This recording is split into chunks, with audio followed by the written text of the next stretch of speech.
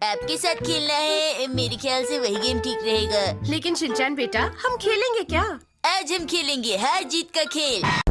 कितनी अच्छी नींद आई। अब कपड़े धोने हैं, कपड़े धोने हैं।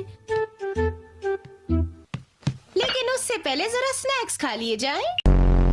सर ये देखिए, एकदम नई एबीएस कार, ये आपको जरूर पसंद आएगी। क्या आप डैड को एबीसीडी पढ़ा रही हैं? एक आइडिया आया, क्यों ना हम सब इस कार को लेकर एक टेस्ट ड्राइव पर चले? क्यों, क्या कहते हैं?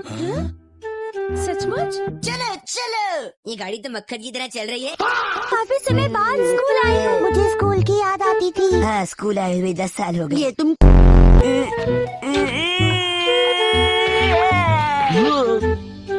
ये क्या है शिनचैन? नमस्ते। सब उठा लो, सब उठा लो, हर चीज को अपना खजाना बना लो। सब उठा लो, सब उठा लो, हर चीज को अपना